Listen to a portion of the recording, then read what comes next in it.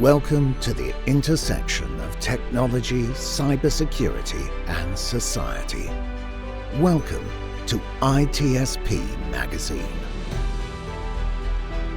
Knowledge is power, now more than ever.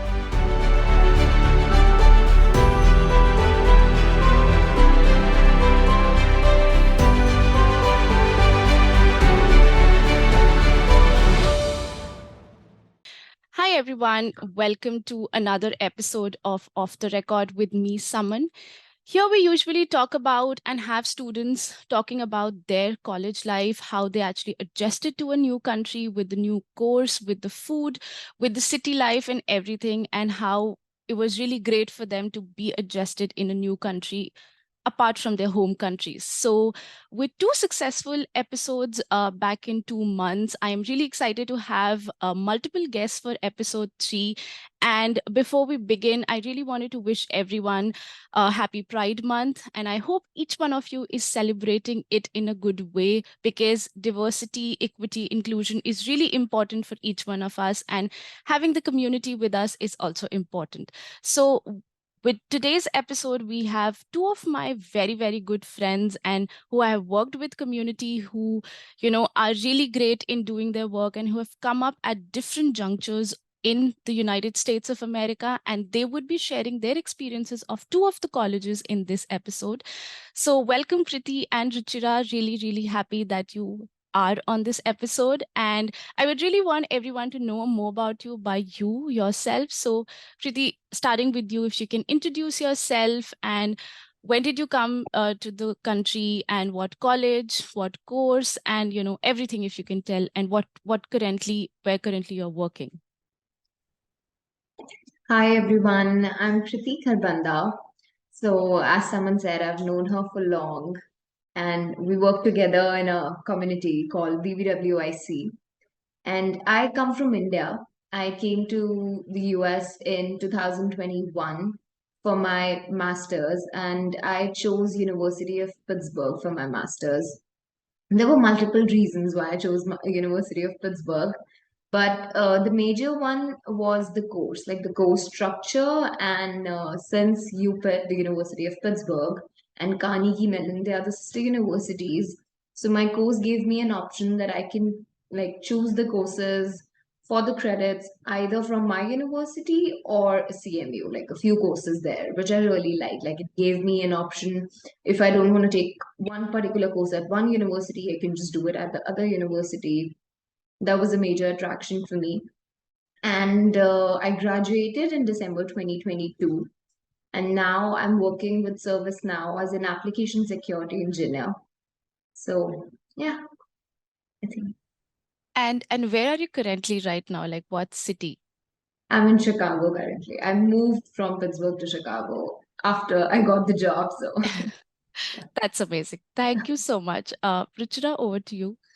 Absolutely. First of all, thank you, Saman, for giving us this opportunity to talk to your crowd.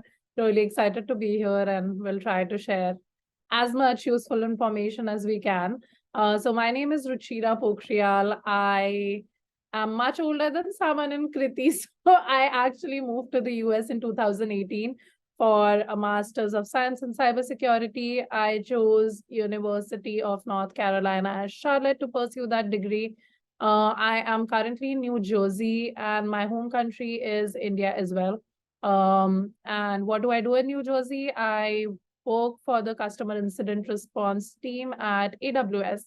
And I think we can dive deep into which college, why did I choose this college and course as we go further in this session.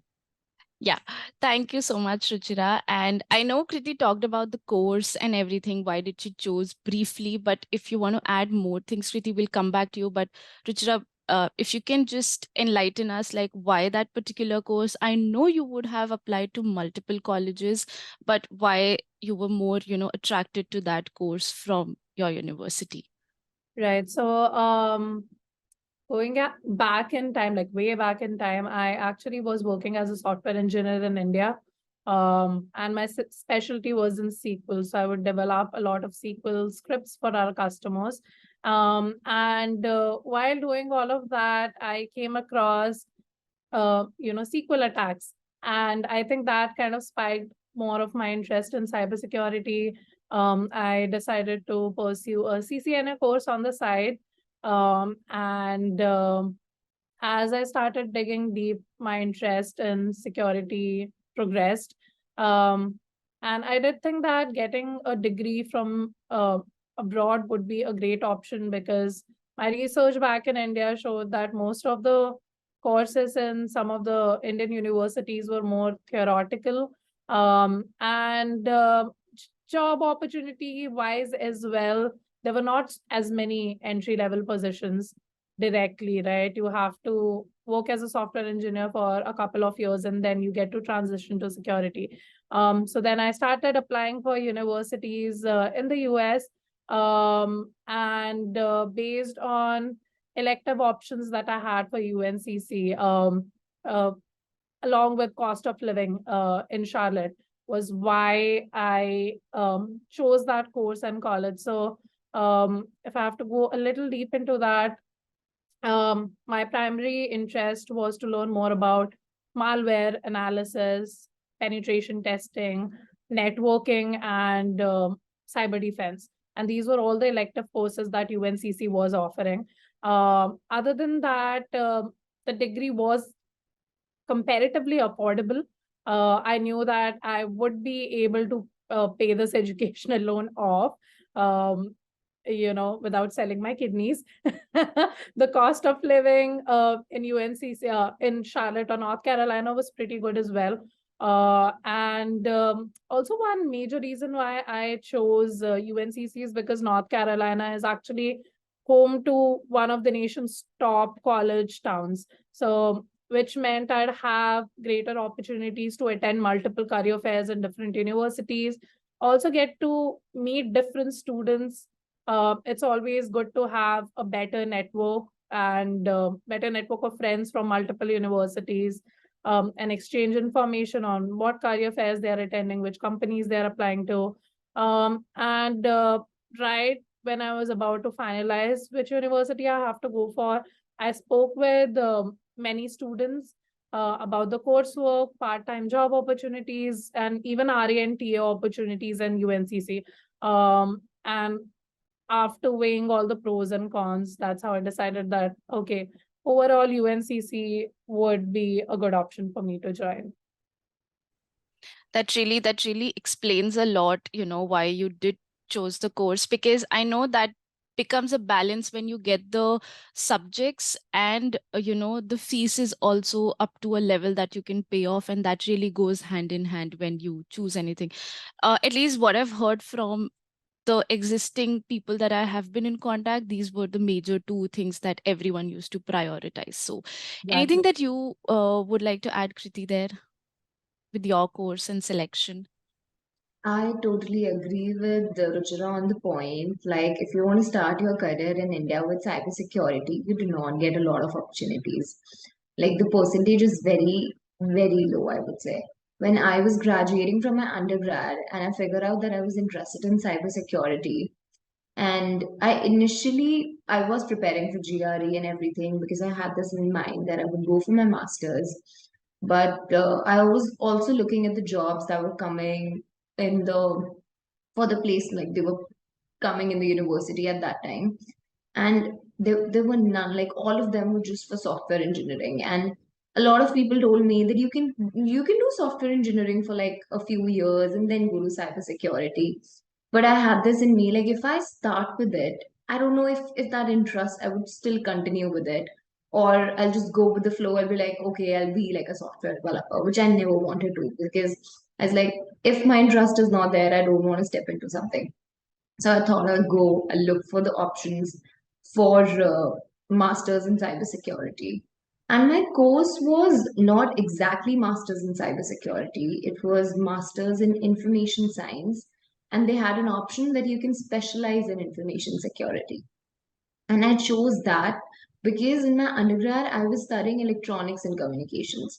I didn't have a computer background, so I could have gone for a master's in cybersecurity. But I thought if I go for a course that gives me a specialization, that'll have a few courses that'll give me a good computer background that I should have, even though I had taken a lot of electives in my undergrad.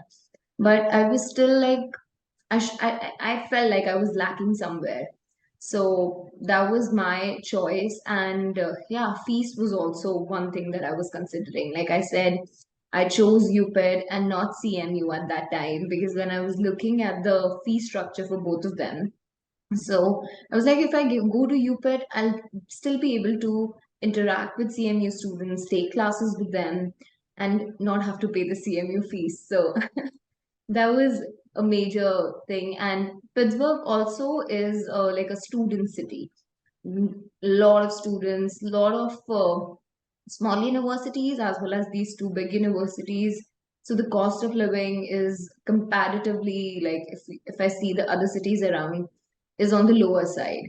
So I guess all these parameters are very important if you're like planning it on your own and everything. So with as much as importance as you give on the course, these things also come into the play because what if you cannot get a part-time job? How will you survive there? Or what if the cost of living is so high that you're spending a lot of time doing the part-time jobs and not like devoting your time on the courses? So yeah, all of that is like very important. Like it just like comes all together.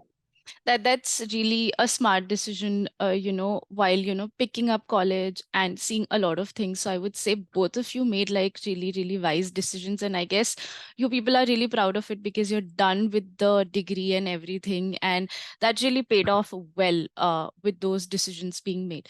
So with that being said, I just wanted to ask, like, for the audience to know, like, what semester did you people join your course? Like, was it fall semester, or was it spring semester, or was it summer semester? Any one of you can go first. So I joined in fall. That was not like a decision I made consciously. It just like matched well with my timeline. I know many people join in spring as well. I've heard, pros and cons for both. Most of the folks choose to join in fall. Many do join in spring as well, but I've heard, and I'm not very sure if it's entirely true, but the vacancies in colleges is probably lesser if you join in spring semester. But this is something that I've not experienced myself. So yeah. I've heard the same for a lot of colleges, for my college as well. But what about you, Kriti? I joined in fall. So initially I was about to join in 2020. I was just completing my undergrad and I had all in mind that I'll just directly go for master's. So fall semester came first. But then I had to defer it and I thought that I'll go in spring. And I started working with a startup in India. So I thought when I started working and the conditions were still not good. So I still deferred it for 6 months more. And I thought I'll take 1 year experience and come in fall. Because when you come in fall, there's a different feel as well. That's what I read about it. Like fall is the official semester when the university starts. So I had that in mind that I want to be there at that time. Yeah, and it's the time when you have maximum opportunities in terms of college activities. Plus, if you want to go for any short-time internship or anything of that sort, that's the major market that opens up. But yeah, that's great. That's great. I've heard majorly fall for everyone. With that being said, because you both came to the same country, that's the commonality between you two. So just wanting to know that, was there any other country that you also applied along with colleges here in the US, or was it just the US, and why? Why this particular country that you chose? So I'll continue with you, Kriti, and then we'll move on to Ruchira. So I also applied to Australia. It was just one university, but I was like, if I get there, I'll also try to like I'll also think to go there because at that time, when I was choosing the country, the major thing was which country has a lot of job prospects for cybersecurity. And Australia was growing with it. Like they had a lot of opportunities coming, especially for entry level in cybersecurity. And I heard of this University of Melbourne, and I was like, I saw the campus and everything, just the pictures, and like this looks good. The course structure was good, And yeah, so I applied to both the countries, basically just one university, but yeah, it counts as a country. So that was, and then I was actually planning to go there. I had everything planned. I also got the visa, but because of the conditions, like the conditions were not good because of COVID. And my second choice, I had like first choice was that country, and then my second choice was if I don't get anything else, like in US also I had multiple offers. I thought the next option would be to go to Pittsburgh. That's Okay. That's great. We're really, it's good to actually explore different countries and colleges as well. And, there are multiple colleges. Obviously, with different countries, I have explored that there are lesser number of colleges offering the same program. So it gives you lesser options. But here, when you apply in the US, they're like tabletop opportunities and colleges. So the number increases when you just switch on to this country. So yeah, that counts. What about you, Ruchira? So why did I choose US and not any other country, including my home country? So I did a lot of research before deciding on US, probably not. And back then I was thinking, oh my God, it's such a waste of time. Why can't I just make up my mind? But now I'm really glad that I took so many weeks just doing that research. And I believe Krity mentioned two very good points in just now or in the previous question that if you are in India, job opportunities are less when you are a person who's just graduating from college, trying to get into security, because they expect you to have a lot of experience. Right. And that's the case pretty much everywhere. There's a huge gap in security. We need a lot of resources, but they also demand 10 plus years of experience. So India is no different. But I had that experience myself as well when I was pursuing my master's in computer science back in India. We had these career fairs, or we call it placements, I believe.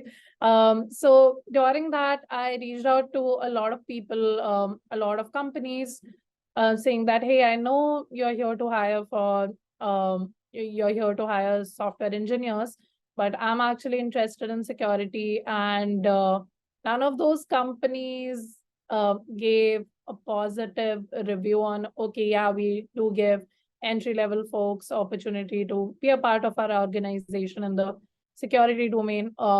Their reaction was like, hey, work with us for like maybe 5 years and then we'll transition you to security. Or, hey, we require like on-call rotations and you need to come into office at night. So that's the reason why we don't hire women, because it might be unsafe, blah, blah, blah. So that was a reason why I thought India might not be a good option to start a career in cybersecurity right out of college, right? And I had UK in mind as well while I was finalizing countries and colleges. But ultimately, I chose the US for several reasons. First of all, I think 58 to 60% of digital security organizations are situated in the US. So you get a wide range of specializations. You get a wide range of top-notch universities. You get competitive work opportunities, job opportunities, and it's US is a huge country. We have more than 3,000 cybersecurity companies, and they are still continuously increasing. And also, like, with the rate of attacks and the need for security professionals, USA is forecasted to grow even more in the future. And some, non-negotiables or like some really basic points in choosing the US was great education overall, because again, what Krity mentioned, you get a lot of electives and different courses that you can mix and match. Another thing which was not possible in India, if I was studying, you are not allowed to choose your own courses, which we can do here. You have great education in computer science in the US. So 5 of the top 10 university in the world for computer science are situated in the US. And logistically, or like practically, if you think about it, most of the innovation and most of the leaders in the industries are also driven by US companies. So Palo Alto, Cisco, FireEye, AWS, Symantec, all of these companies are in the US predominantly. Yeah, I think, and many more reasons related to hiring, job opportunities, salary opportunities, how much you make in the US versus any other country, many other factors, but these were the most common one on top of my head is why I decided to come to the US and not any other country. One more thing I've noticed is people also prefer to come to the US. Not in my experience, I didn't know anybody when I came here, but I knew some people that were in the US. So I had a little bit more familiarity in terms of, oh, XYZ is in the US.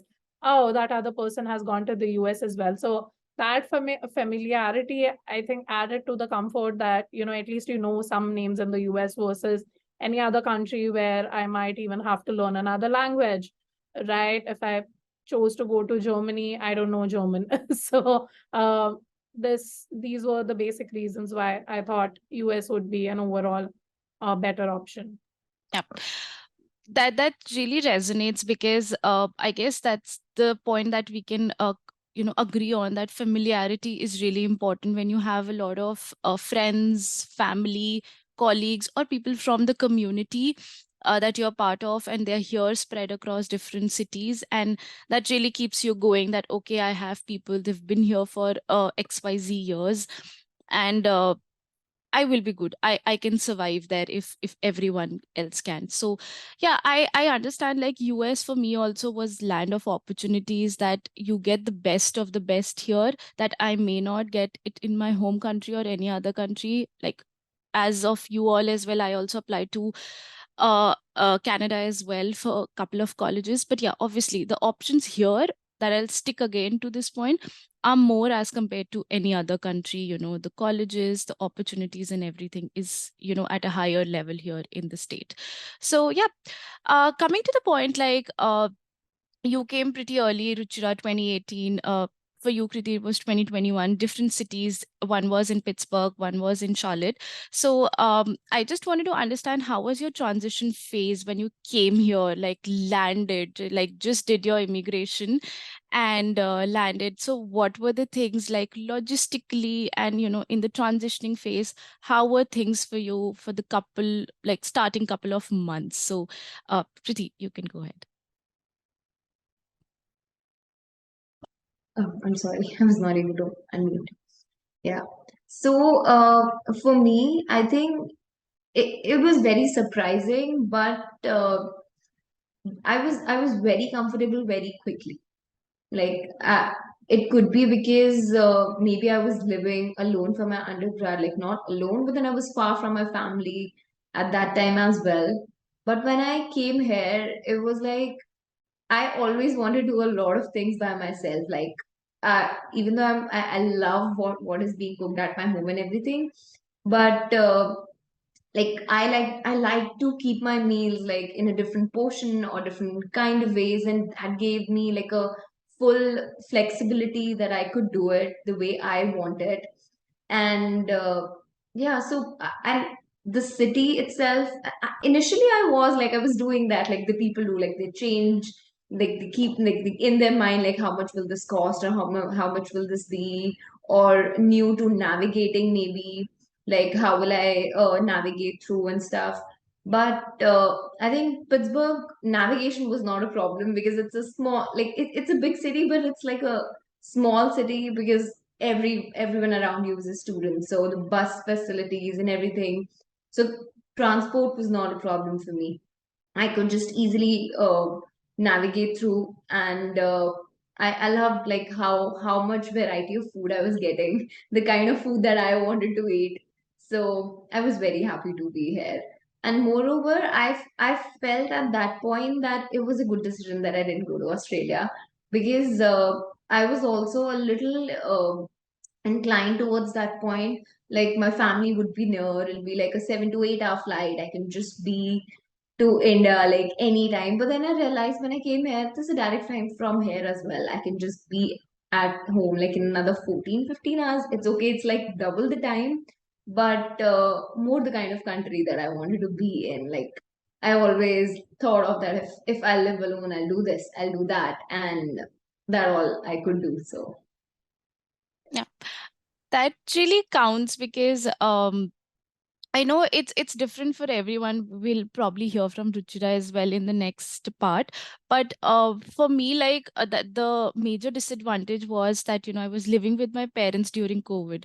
So coming here was really a big step, and that point was there that I used to live with them for past 3 years, and now I'm here all alone and have to tackle everything up. So for you it just went great because with undergrad from hostel to moving to a new country with new opportunities, so that will really be a very exciting phase for you.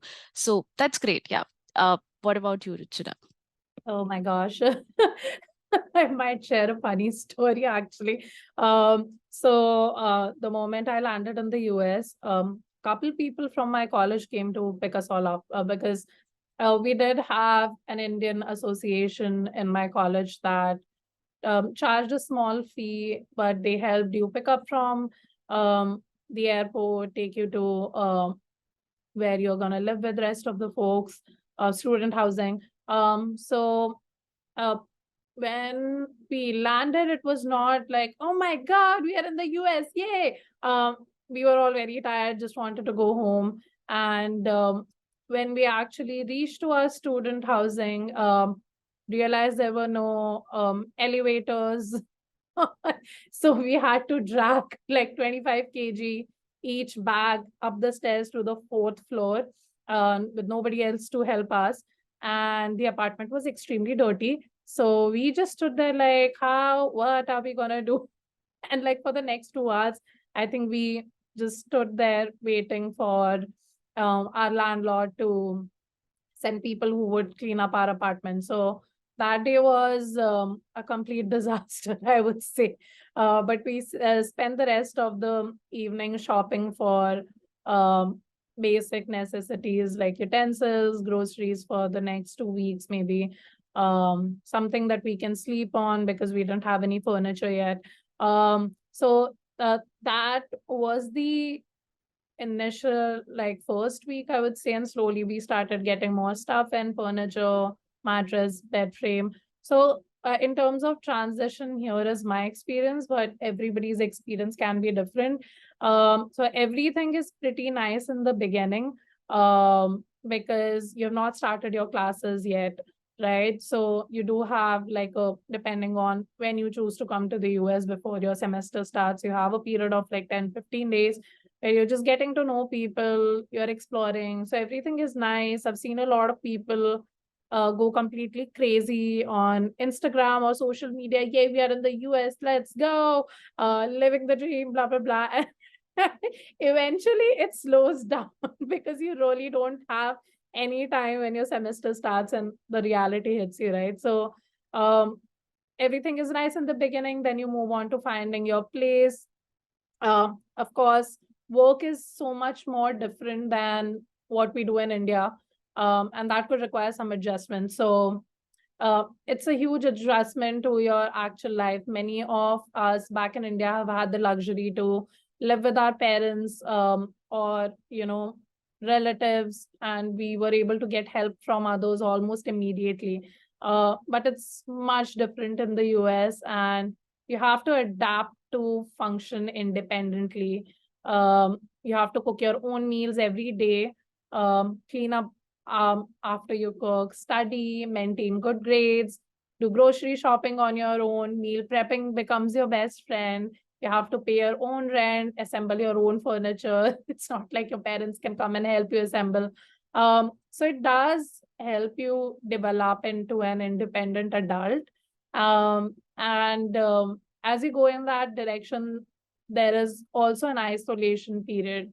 And this is the period when you start comparing your new life to your life back home, how you had people or your parents support, and not just like support in terms of um, helping you with your chores, but emotional support.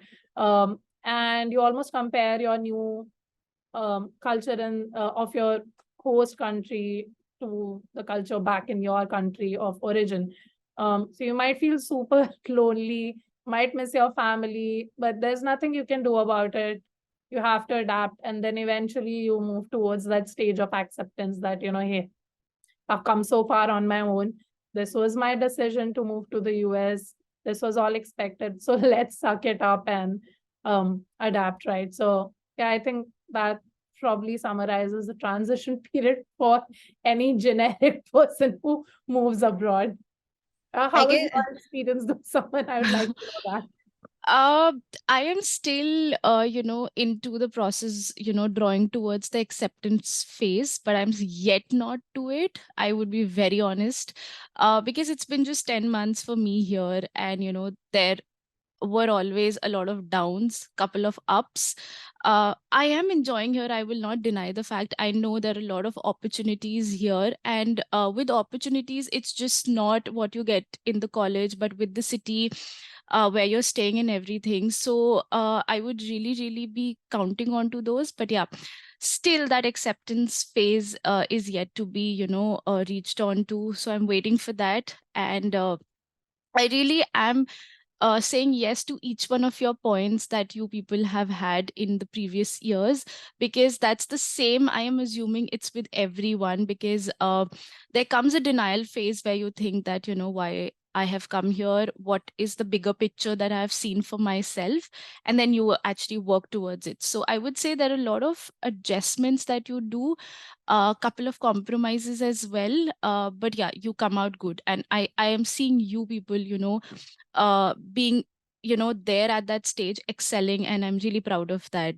you took that step, came here, and now you are properly adjusted in different cities and doing everything on their own. So it's a great thing for everyone to see it, that, you see like the good pictures on the social media, but yeah, they have actually made that look good by working towards it. So it's just not, the parties and the fun and going out and exploring the city. It's more of, you don't know, how people actually go through that phase. So that's really very important. Most people don't post how stressed they are on social media. I But know, I Yeah, know. I was about to add that. Like, you get homesick very often. There are times when you see pictures, something happening at home, that homesickness really, really kicks in, and you're like, I just want to be back, and you're in a situation where you can't.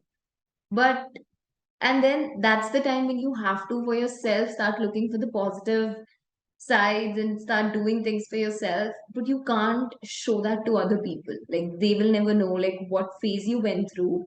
Like, if you just show like, okay, like you were just going through that phase and you did something to make yourself happy and you post about that, but the other person will never know, oh, what the person is going through. So I completely agree. yeah, And like the fact that you can't share a lot of your stressors with people back home because you don't want to stress them out.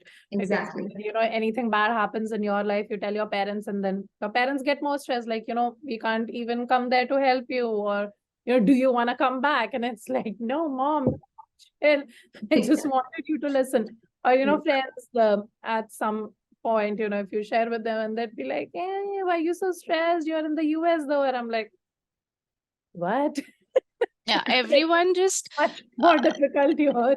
yeah, everyone just thinks that we're like leading a very lavish life and everything. Exactly. I would just like to quote it here because I have this platform, so I would like to put it out there that, I understand coming to a different country really puts you at 10 times better lifestyle as compared to at least my home country and our home country. But it's just not a proof for you not, struggling and everything. So everyone has their fair shares of struggles here. You may have it differently than the other person, but you have it because without struggles you do not come out better. That I have heard from a very good friend of mine, that with struggles you would be able to know and value that particular thing in a good way, rather than you just be taking it lightly, that okay, I came here, this, that, everything went perfect for me, nothing, no hiccups, nothing. So that will not make you of a good person, and you learn from a lot of your things from your experiences, and that you can give it out and for others actually to follow and take that trail.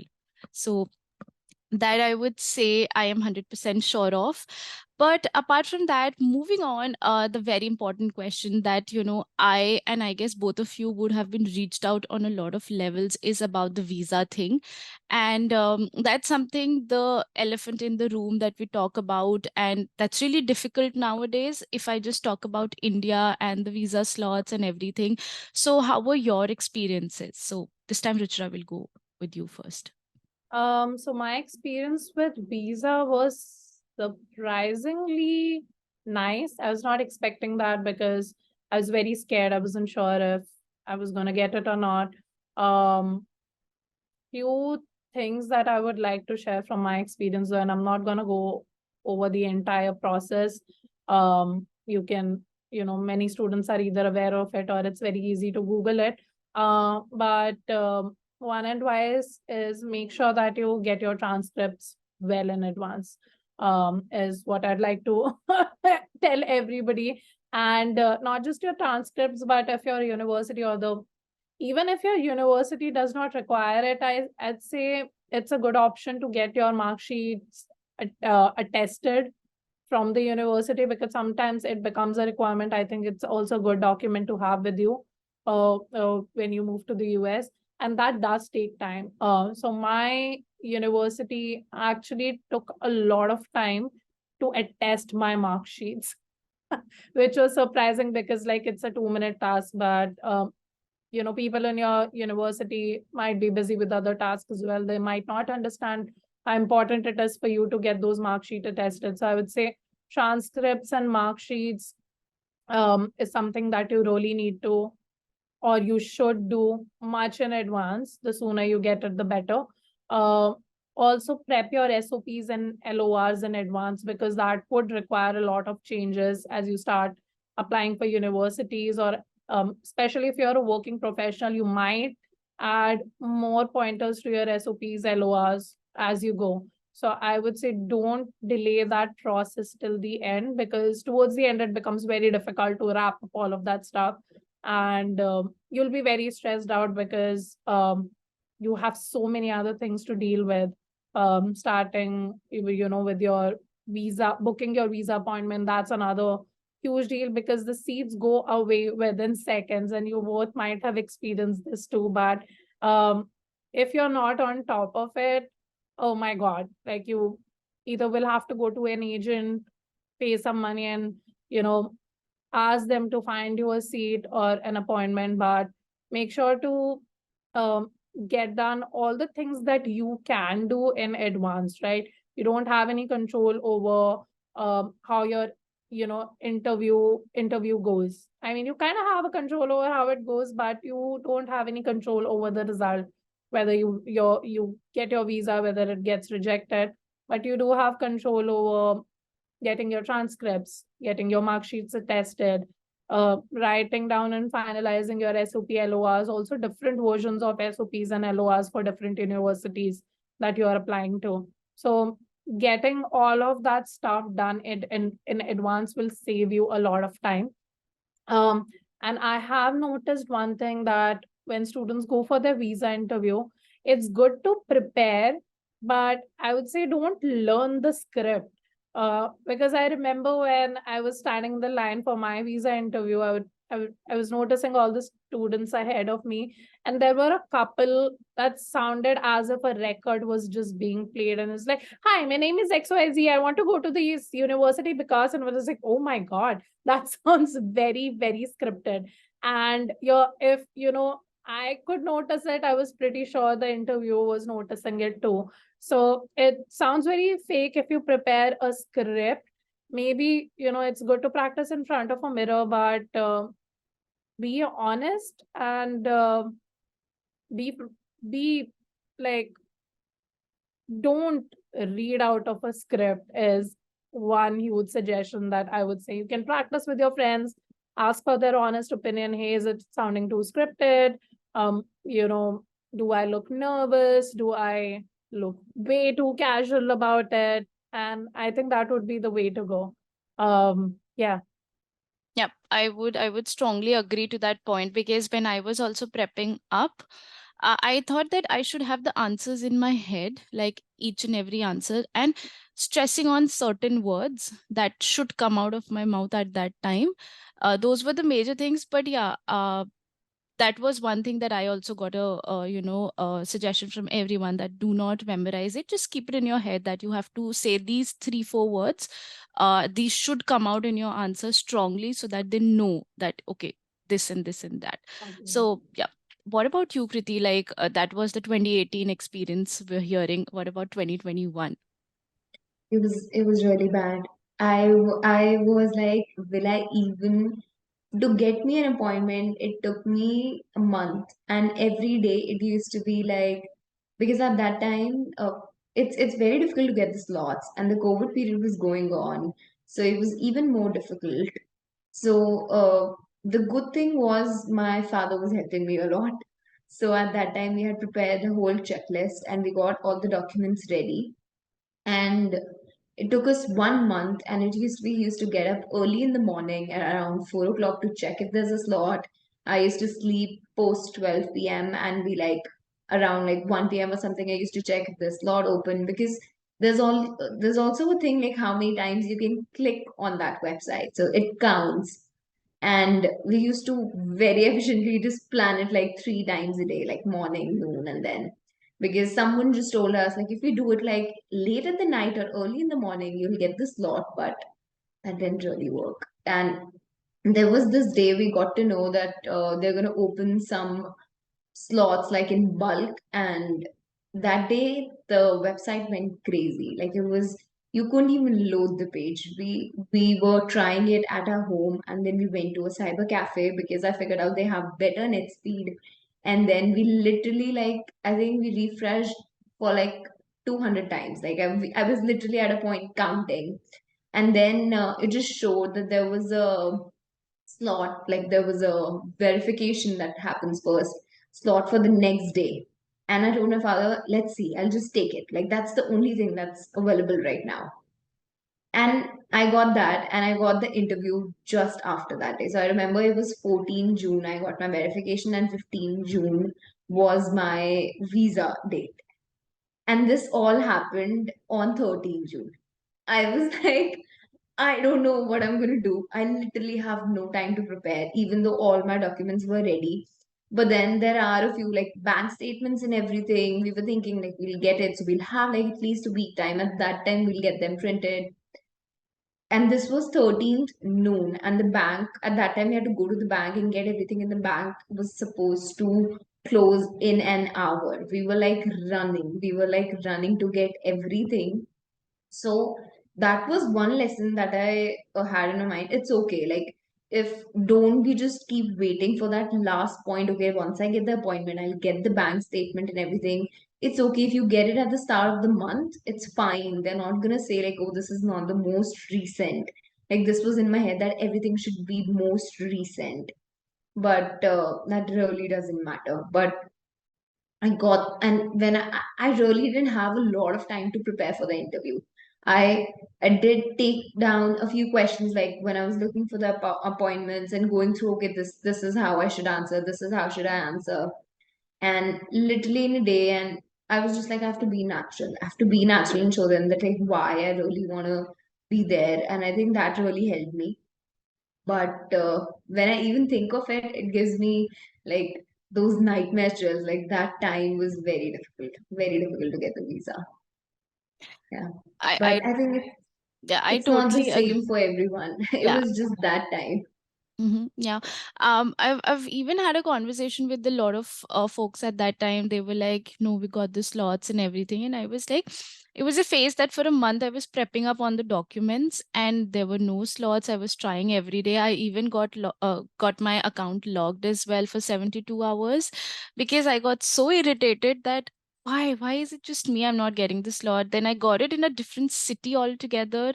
Then I got rescheduled it to, I wanted it in Delhi, so I got that rescheduled, everything. Then, watching a lot of videos, talking to a lot of people from my college and others as well to prep up. So it was very cut to cut for me. Like, I had to fly on 15th August, and my visa interview was on 5th August. So it was pretty cut to cut for me, because the offer letter came late, and then the process and everything. So I just lost hope that I may have to shift it to a different semester. But fortunately, everything happened. I had to skip my first class, though, but the college was very generous enough to take me for that semester, and just I had missed one class and the orientation. So yeah, that was the process. So visa for me is like a big nightmare. At that time I was just following couple of Telegram groups and everything, and there were some times, okay, this time, that time, and I was following that, but none of them worked. It just worked up like this. Like, one day a slot came up for a different city, and then I had to reschedule it after a couple of weeks when I wanted it somewhere else. But that's something that I don't want to go back into, because that was the worst time. I know the interview was very chill, like just 15-20 seconds I was done and I just ran off. But the process is very grilling, like very grilling. So Exactly. I mean, nobody would like to go back to their visa interviews, I believe. Everybody who has been through it, especially, there are also a lot of rumors around the time of your visa interviews. And you mentioned a great point, actually. That is something that people who are watching this should note down to be a part of different student groups, because there are people who would post in those groups that, hey, I just booked an appointment. I noticed that these many slots are open. So it's good to be part of those groups and keep checking them regularly for any updates. Um, but yeah, another big point that you mentioned, offer letter coming late. So you can't really book a visa appointment until and unless you've got an offer. Um, that's something that you don't have control over, but you do have control over other things that you can prep much more in advance. So I agree with both you and Kriti. You don't have to wait till the last minute. Consolidate and finalize all of your documents, mandatory as well as non-mandatory documents, and then worry about booking an appointment and getting an offer letter. true. That I would really suggest everyone, because there's just not one document, and it's not that the visa officer asks you for those documents. It's just you need to carry that 4-5 kgs document holder with you, because anytime if they ask you, you have to present it. So be it your college work, be it your I-20s, be it your financial documents, be it the CA documents, you need to have everything, and that just takes a lot of time for everything to get printed and be in a hard copy. So I would really suggest everyone to have those documentations ready before you go, or else it's really a scene for you, to be running around for all those documents. But I guess visa always stands out to be the worst part for most of the people. But when we come down to the part that we are here and we got the visa, that's like the excitement we have, that we're finally going. It's just we now have to catch the flight and prep up with our packing and everything. But with that being said, with your college life, we've discussed a lot of the things regarding to the process, the course, the way you came here, why you came here, and everything. When it came down to the job opportunities, once you both were done with your grad, how was it? Like, I know, Kriti, for you, it was down in the layoff time, or maybe at the very initial ends of it, but still in that particular area. But how was it for you, Ruchira? Like, Either of you can go first with the job opportunities. So for me, uh, searching for a job is always stressful, especially when you are not a US citizen. It does reduce your options to half. And then the options that you have available, it becomes very competitive because there are so many other people who have come to the US. Many people are very, very experienced than you are. Some are freshers, and some are somewhere in the middle if you've had like a couple years of experience. But it becomes very competitive. It falls down to what your approach is to finding a job. Are you reaching out to people on LinkedIn? Who are you reaching out to? Are you reaching out to people for referrals? Are you reaching out to hiring managers? Are you on Indeed or any other job search portal? Do you have any connections? Some people have worked for a company for a good amount of time and they move to the US because their company has a branch in the US. So sometimes they make a deal or they show that, hey, I've already worked for this company in India. Would you give me a job opportunity to continue the same work here? So there are so many different parameters that you deal with while you're searching for a job and the competition. In my case, I decided to graduate in 1.5 years instead of 2. And my main, I had a little bit of a filter, which I don't know was a right thing or something wrong, but I really wanted a job in California because in my head, I was, okay, Silicon Valley, you have many better opportunities there. So, and I think probably many people have that mindset that, it has to be California. So I was really trying to get a job there, but for some reason I didn't.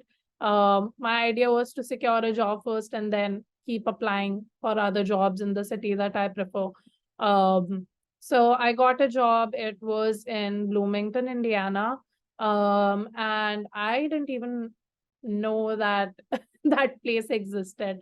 And I was still applying for other jobs, but COVID happened. So I was like, damn it. Like this had to happen. And I was actively interviewing even after I got my job. And I had not started yet or was just about to start. And I actually got in as well in a company that I really wanted. I'll not take the name here, but the role got cancelled because of COVID. And I think I was a mess after I heard that because that was a job that I really, really worked hard for and really wanted. Like I prepped for months for that job and I waited a long time as well. So I think sometimes it's a company's, I don't want to call it fault, but I don't know, some companies take a lot of time to get back to you and it can take a toll on somebody like a student who's like desperately waiting to hear back. So the job role that I wanted got cancelled and I was not super happy with Bloomington, Indiana, especially during COVID, because although Bloomington is a college town as well, during COVID, it was like a graveyard. There was nobody there. I didn't know anybody at all. My roommate was not that great at the time. And that was my only hope. So I opted for a roommate thinking that it's a new city. If you have a roommate, you can easily make friends, but that went south pretty quick. And being a bisexual woman of color in Bloomington was not a very good thing for me because I was very afraid to come out for several reasons, which is why I decided to keep applying. And eventually, when things got a little better, I um, cleared Amazon interviews and got into AWS. But that was my experience. Even when there were no layoffs, it was COVID and things were pretty darn difficult. But I think Krity would be able to give you a better idea on recent job searches. Yeah, go ahead, Kriti. So when I came to US and someone just told me that you're already late to apply for internships. September was starting. It's like I'm late to apply for internships. I got so scared. It's like I have to intern in the summer and I'm already late. Like I have nothing on my resume that just stands me out and shows that I can. I don't know why I had that. Like I was underconfident at that time. I was like, I don't have anything on my resume. I was like, I'll work for it just for a month. I'll not do anything. I'll try to come up with something that I can show or be there, that even if I apply in October, I have an internship in my hand before summer. And but the good thing was my university, they have a like not a like a career department like they have in India, but then they had something which used to guide you. Like people used to guide you there. And someone guided me there really well, that when you're looking for jobs, first just start with making a list. Like make a list of the companies that you want to go to and the companies that would take you as an international student, and then see what how you have to prepare for the roles that you're looking for. So I did this whole segregation. Initially I was all confused, like what am I doing, just like these sheets of papers that I'm filling in. But that segregation really helped me. And then someone told me that if you get a good internship, there's a high chance that they convert it to full time. And that was another criteria. Then when I selected the companies, I literally applied for more than 100 companies just for my internship. And I after applying, I used to check, do they give a comeback offer, do they give a comeback offer. That used to be like that became my top Google search, the company name and the comeback offer, and I used to read so much about it. uh, but somehow after like all the struggle, I landed an internship. When I landed an internship, I remember I reached out to someone and I told her, like, I wanted to get exactly the same thing that I got, but the problem is I don't have that much experience in that area. So I'm so scared, like how am I going to perform there? And what if I do not perform the way they want me to perform? Will I get a comeback offer? I was literally, before my internship started, I was studying for the internship. And my semester before, in my spring semester, along with the courses that I was taking, I was doing some study for my the internship that I was going to do. That really helped me. Like that gave me a comeback offer.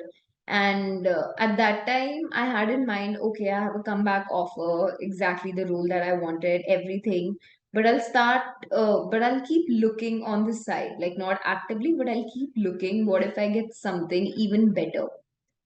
And I don't know why. There were two things. The situation of the market was really bad. I thought rather than focusing more on, oh, I should find a better company, I should focus on what I already have, and like I should not lose that thing.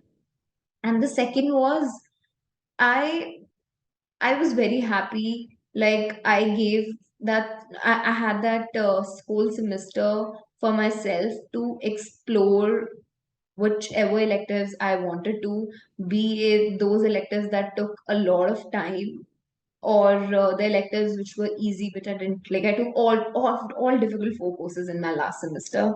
But that advice of like initially that a comeback offer can come from an internship, I thought was a very wise one that really helped me. Like I've worked for it. It took me time, but then it gave me what I wanted.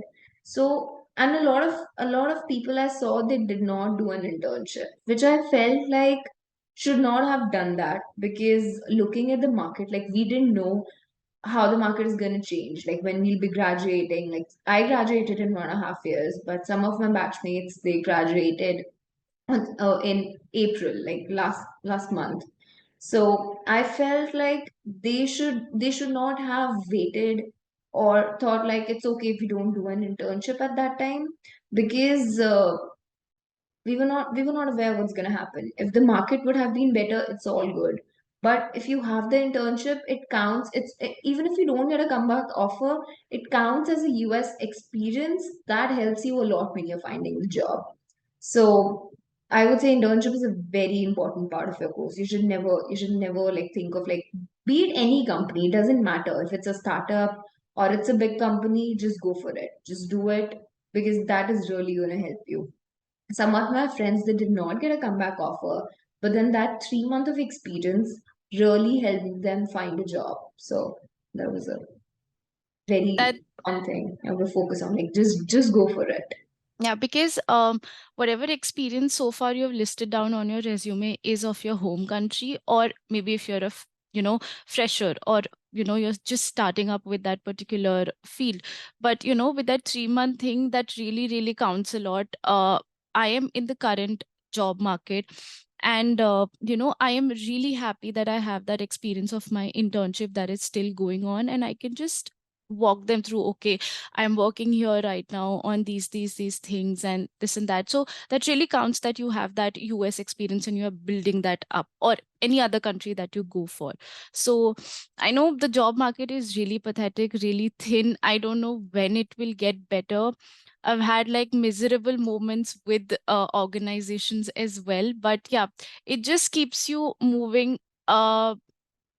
It just makes you more comfortable with all those rejection emails at a time, that okay, you land up, because I've applied to like zillion organizations, got this internship. So I was like, okay, if it took me that much for this internship, okay, it's okay. I will just expect that for that full-time job also it will take me a lot of rejections and a lot of struggles, but I will somehow crack it. But I just wanted to say it aloud to everyone that it's just not your hard work that you put in. It's a bit of your luck as well that plays out here. So it is not correct to blame yourself that you're not getting it. You're putting in a lot of efforts but still not getting it. So there is a portion of luck that also gets into there. So just putting that aloud. Yeah, to add to that, see, we all have, and to this date, this statement gives me chills. We regret to inform you that. Uh, you'll be seeing a lot of that. Don't stress too much, like someone says. And another thing that I would like to add is, please don't compare yourself to your friends who are getting internships sooner than you have. Um, it's a matter of application, which you all will not apply to the same companies, no matter how much you sit together and apply. Um, and your resumes are gonna differ based on your experience. So it's very unfair to compare yourself with others, or even like berate somebody and be like, how did that person get an internship before me? They don't even know shit. So I would say just be happy that your friends, or your peers are getting internships, because if they are getting a good news, you might not be far away from it too. So yeah, be grateful and be confident. Don't hate others or yourself. And Yeah. probably touch base with your friends for referrals. That would be the best part. E- exactly, like don't don't burn bridges Yeah. by comparing yourself to others or hating on others. If somebody has got an internship, don't be ashamed to ask them if they would be able to share the hiring manager's email with you, or if they can put a referral and be like, hey, you just hired me.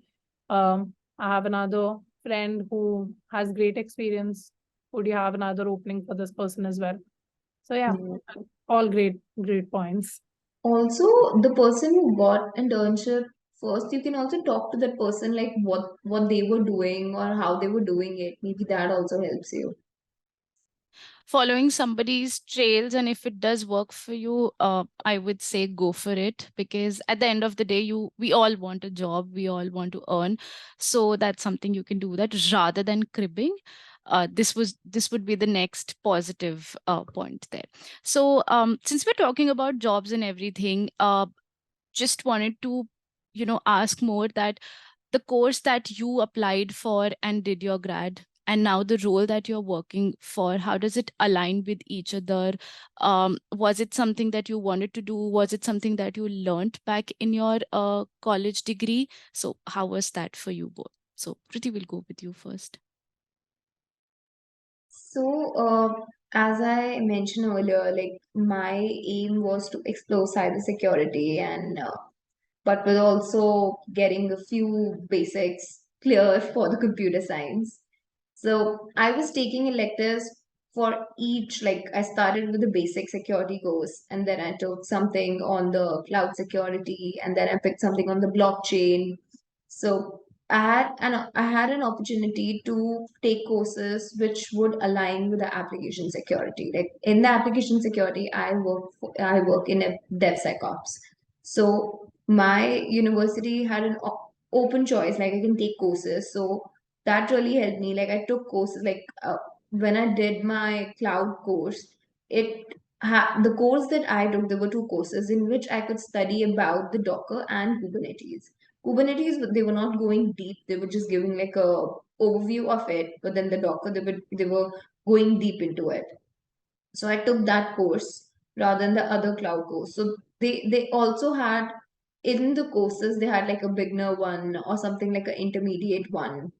So that really helped me, I would say. And in the last semester, as I was saying, even though I wanted to go into application security, I always wanted to explore penetration testing. I had never done anything related to the red team, and I was like, I want to see how that really is. What if I end up doing that rather than doing something that I think that I should do? And I took a course for which my company allowed me to work with another company, like the whole semester. That course was like I was working with them, I was learning, I was working on the real time machines and real time projects and doing the red teaming for the company. So that was very much open, which I, even if I compare from India, I think at one point Ruchira said in India the courses are more of theory, and I totally agree on this point. Like if I have gone for a master's in cybersecurity, they, even though I would have took a course of penetration testing, they would have never allowed me to explore it like hands on and see how exactly it is to be in a company and do that for them. So which was really, really like helpful, and I would say totally amazing that I got to do that. So, and I think all the universities which offer courses give you these opportunities here, and you just have to find, like, if you feel you're interested in one particular kind of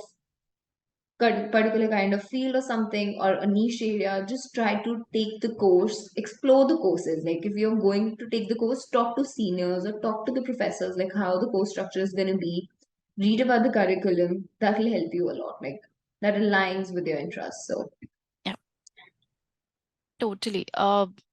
Because a lot of the things that you learned during your college degree, if theoretically also you're learning it, somehow you are using all those things. So with my current internship as well, the prior 5 years experience that I have and the 2 semesters that I've done, those are just playing together with my current internship, and I'm able to buck up with all those things.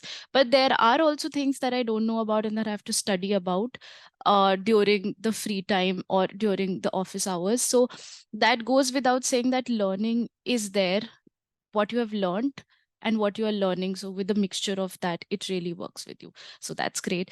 Ruchira, what about you? So I agree with everything that Krity mentioned, and it's similar for me.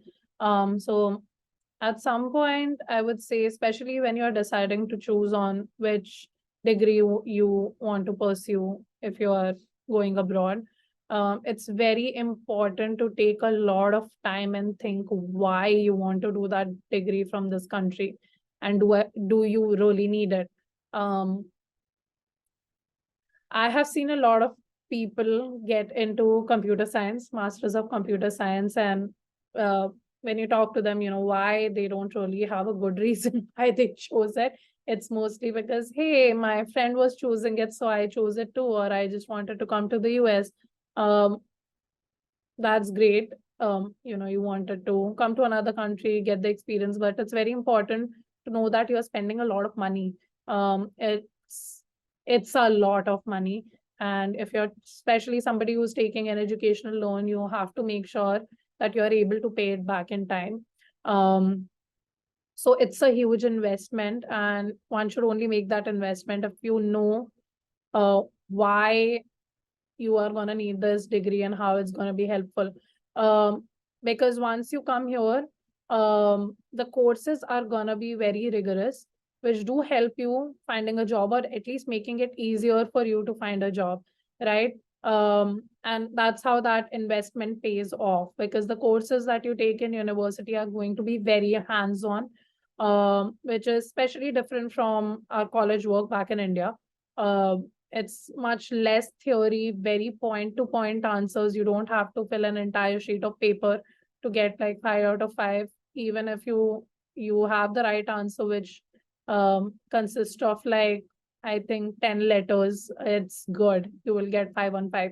So it's a lot more practical approach here, which you see in the industry as well. It's almost as if you write an optimized code, it works if you're a software engineer, versus writing a 500 line of codes and it still works. The optimized one will be chosen, right? So your courseworks give you that confidence or that foundation of being right and precise. So for me, I wanted to get into web application security as well when I was in college. And pen testing was one of the courses which was being offered, which I did not take because I heard from a lot of my seniors that the course was pretty outdated. But what I did instead is I started like scheduling 30 minutes a day to learn the basics myself, which was not always possible because you have your part-time jobs as well and you get tired. But I made sure to at least, watch YouTube videos while cooking, or, just read something in the bus. And that did give me a good idea of, maybe if not much, I understood what a vast top 10 is. And not just the theory, but the practicals as well when I did the free labs, which helped me crack my first interview as a web application pen tester. And it did help a lot. And that was not possible without my experience from my other courses around basic security as well, such as cryptography, cyber defense. I did a course on digital forensics. So all of that, I think, provided a great foundation for me to even find an internship. And your internship experience, which gives you like a real life experience working in the industry. Again, what Krity says, it's important that you have an internship in the US.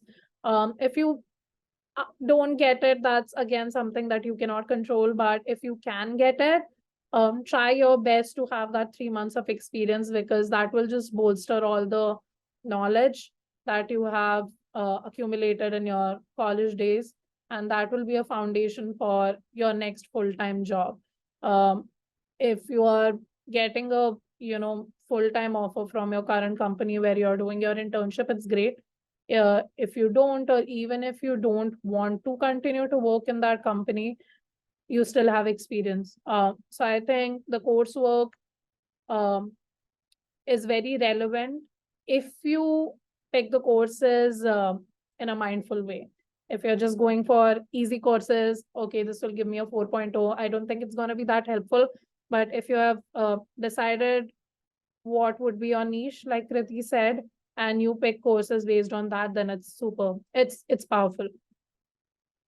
That goes without saying that, learning is the curve here, that it can never stop with any of the time frame. If you've gotten a job as well, the learning still continues if you want that.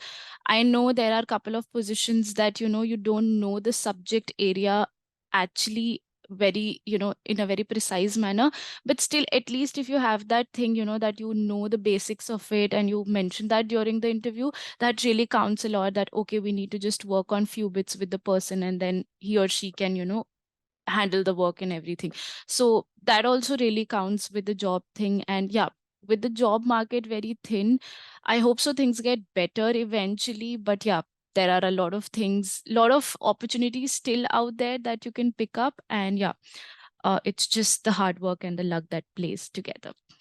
So with that being said, we're really drawing to the end of the podcast, but my very next question is, when you people were coming here in the for your masters in the new country, so there would have been few things that you would have thought back at home that this is something that, I would be able to crack it, and, I'll be able to do it. It would be a cakewalk for me. But it didn't happen it that way. And there were things, or there was a thing that you thought that it would be really, really difficult for me to cope up with, but you did that more smoothly. So any examples that you can quote of for these two situations? So starting with you, Kriti.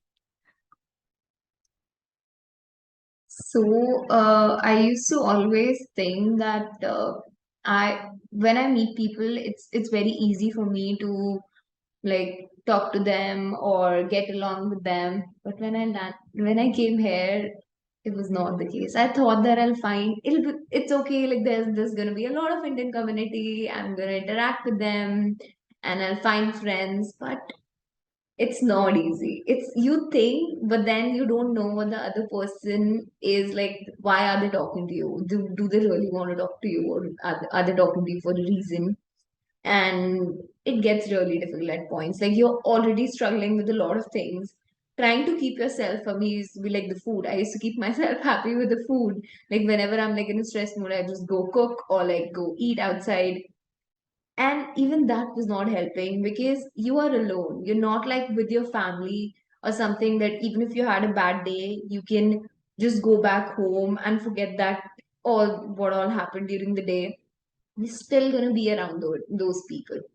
So that totally changed me as a person, I would say. I totally became a different person. Now I'm like, I can talk to anyone. I'm very comfortable with that. But I'm very cautious now, like how I talk to people or how I express myself in front of anyone or in everyone.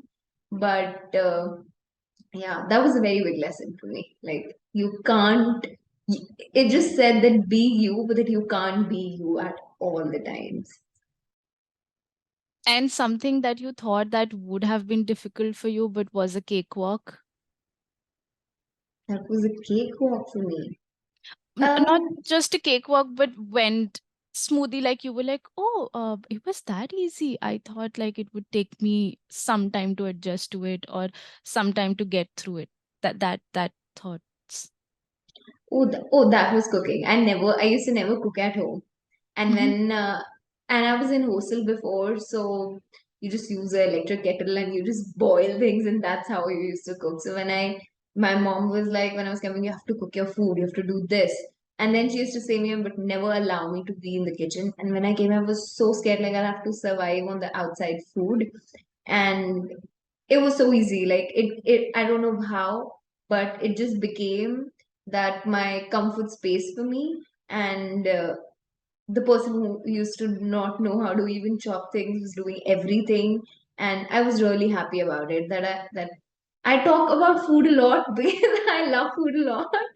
But yeah, like that became my comfort place, and it was easy for me. I thought it's gonna be tough, but it was not really tough. Perfect, perfect. What about you, Ruchira?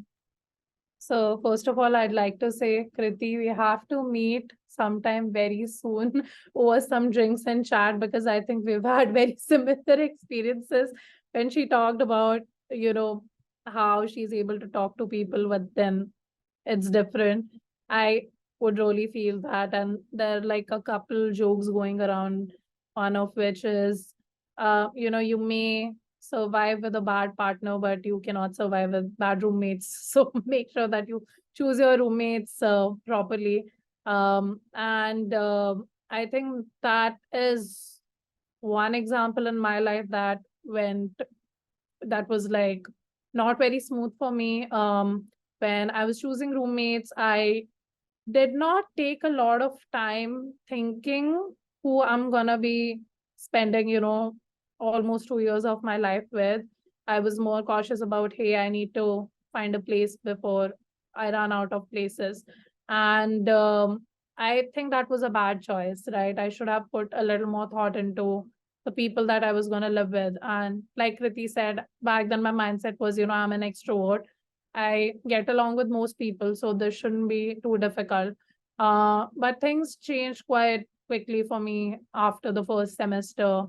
Not saying roommates were wrong or I was right, or I was wrong, they were right. But just, different mindset and thoughts not aligning created a lot of fights in a very hostile environment at some point when nobody was talking to each other.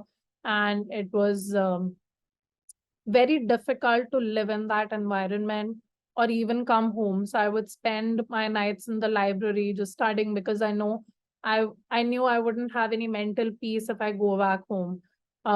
So that was something very difficult because I realized that your environment plays a very important role in your well-being, especially your mental health.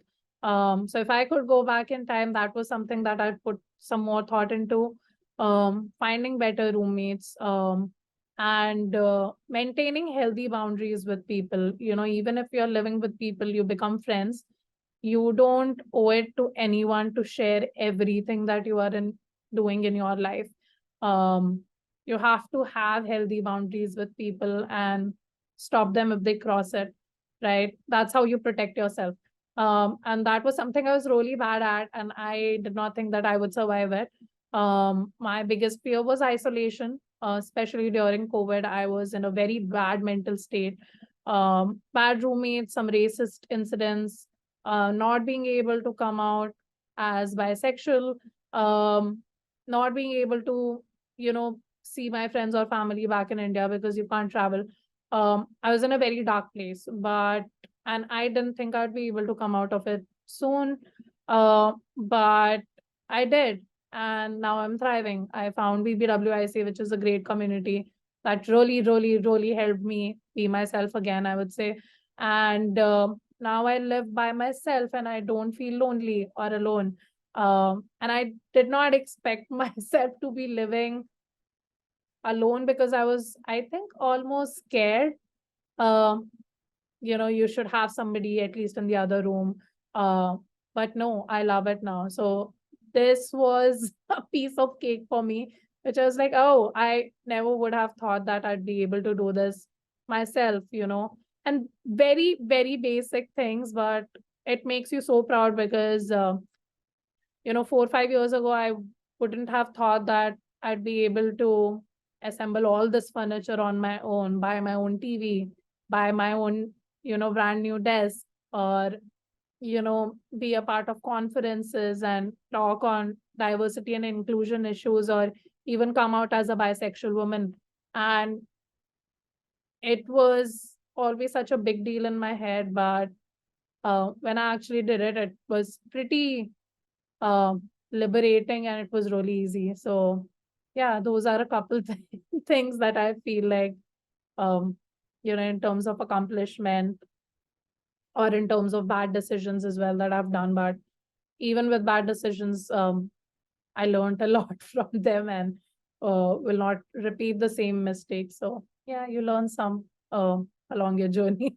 Yeah, I would really say that it's just not you're here for opportunities and everything you are, but this country also and all the incidents and everything really teaches you a lot of things, lets you explore yourself, lets you enjoy your own company, because you cannot be dependent on anyone here with anything.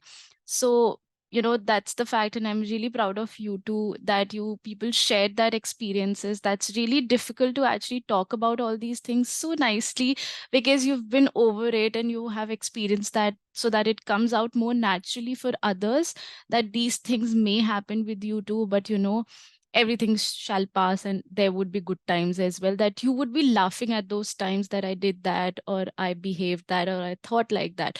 So it's just a matter of time that you have to reach to this space where you can openly talk about all your struggles. And that is why, it's very precisely said, when you have struggles, you're able to relate to life, and importance of everything holds a lot of place there.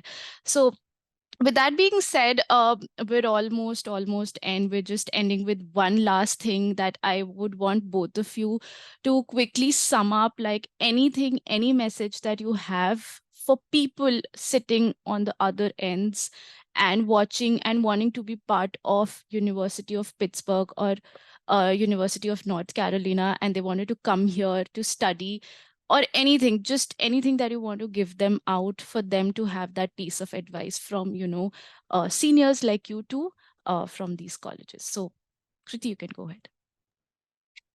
So I would say don't be like this.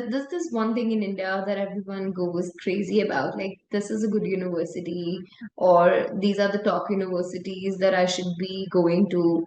Just look for the right university, the university that is right for you. That's not right by the rankings or the numbers. It could be a university that is not really ranked really high, but fits everything perfectly. Like everything about the university fits perfectly for you. So just go for it. There's going to be a lot of difficulties, but there's going to be a lot of good times as well. You'll be really happy when you do small things by yourself, for yourself. So it's a process, it's a journey, and there are going to be a lot of negatives, a lot of positives as well. Just try to focus on those positives, because if you start focusing on those negatives, it gets really difficult. Because after all, you're actually alone. You're like you're doing everything alone, even though you have a lot of people, but as a person you have to handle yourself. So just focus on the positives and keep going. That's great. Thank you, Kriti. What about you, Ruchira? So adding to what Kriti says, I think, and most of the people come here, not just Indians, any person from any other country comes here and starts doing things independently. I think you grow massive respect for your parents. And not that you don't respect them, but it just doubles, because the amount of work that they have done for us, our whole life, you just realize how much your parents do for you. And you really feel um that void when they are not there to help you with things, and you have to do those things yourself. So I'll just give a little very funny example. There's this once that I was supposed to go out for a couple days and meet my friends, and I was living at a friend's place, and my friend didn't know how to cook. So I prepared some food for him for like the next 2 days, and I was like, "Hey, I prepared some food for you. Make sure you eat it." And I was very happy about it. I was like, okay, I'm not leaving that person hungry. When I came back home, I saw bags of, Chipotle. And I was like, did you not eat that food? And my friend goes, oh, I had to get up to heat it right. So I just ordered Chipotle. And I felt so bad because I put so much work into preparing that, slaving myself away in the kitchen and making those meals for my friend. And then I realized something, and I called my mom and I apologized to her for all the time that she cooked and me and my sister ordered pizza and food from outside. And I'm like, I'm so sorry that I did not realize how much work you were putting in. And my mom's reaction was like, no, it's my duty. And I was like, but it's not. And that made me so sad.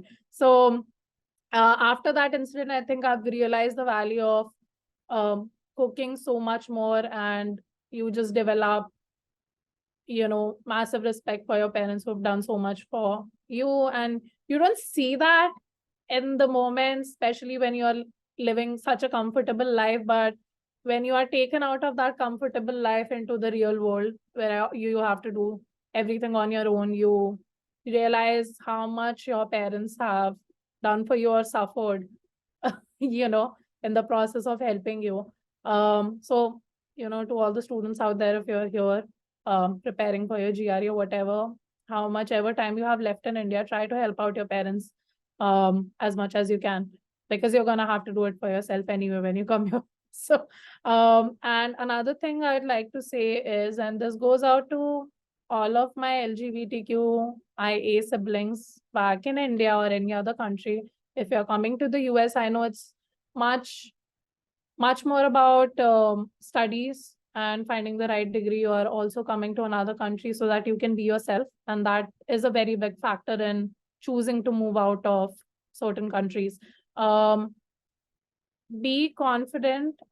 Things might not change immediately for you here. I took a lot of time to come out as bisexual because in my university, especially in my coursework, there were still a lot of Indians and unfortunately not a lot of open-minded ones.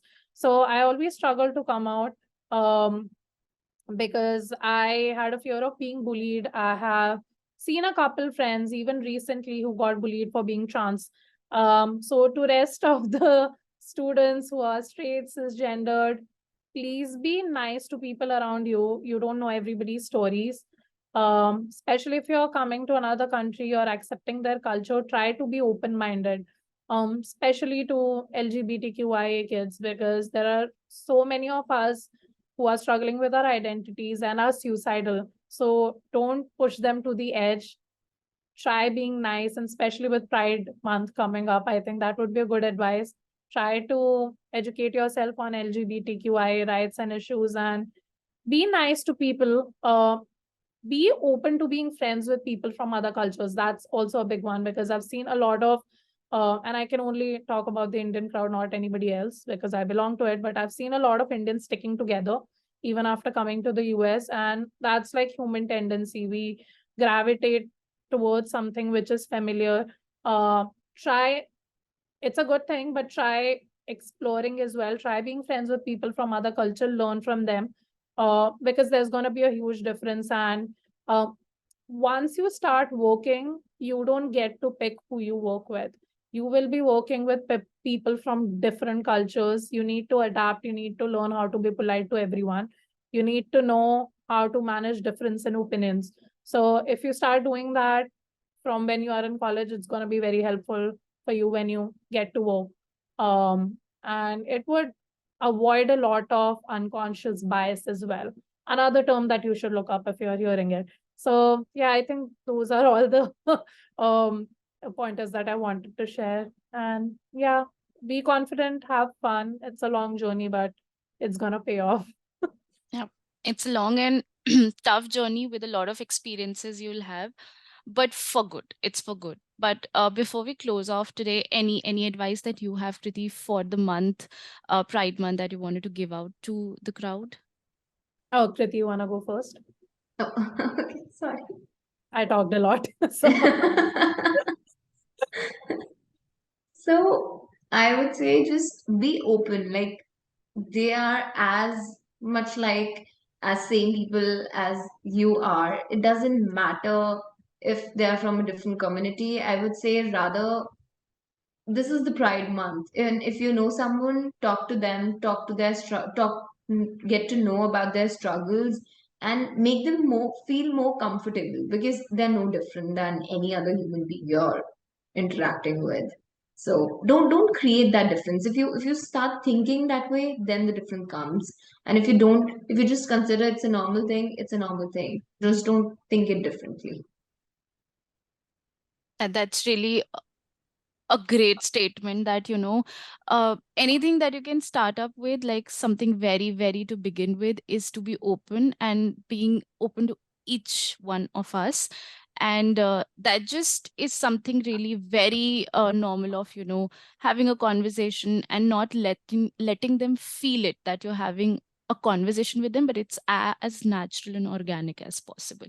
So that's something you can start up with. And I know you would be knowing a lot about other people as well, and that's something good to interact with everyone. So yeah, Ruchira, you wanted to add anything?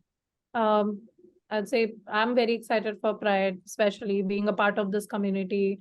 I get to come out and show support for my LGBTQIA siblings, and also educate others about the struggles that I have personally been through. And it took me so many years.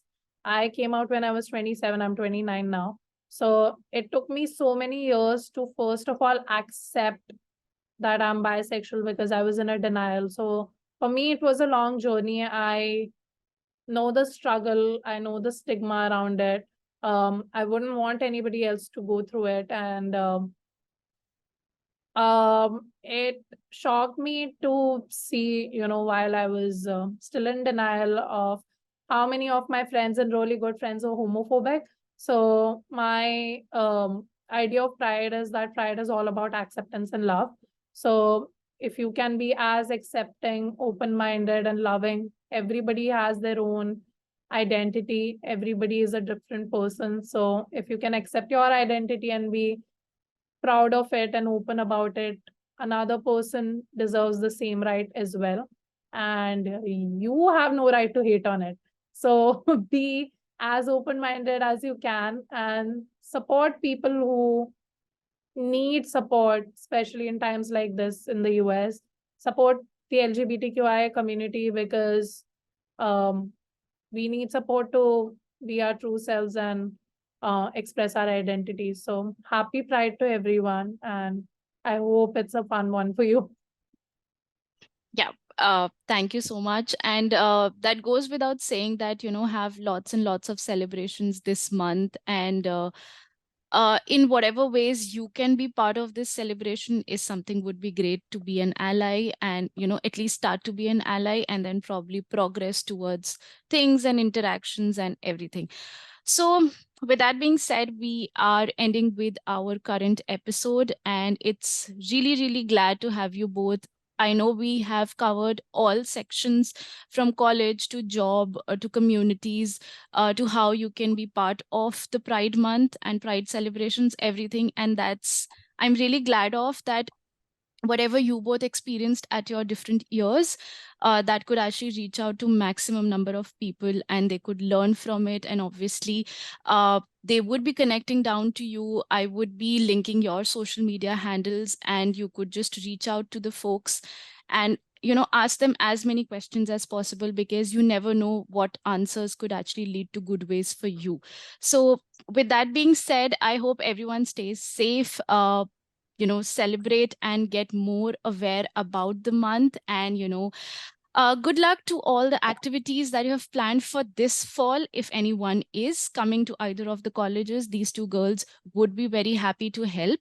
And with that, I am signing off and we'll be back with another episode soon.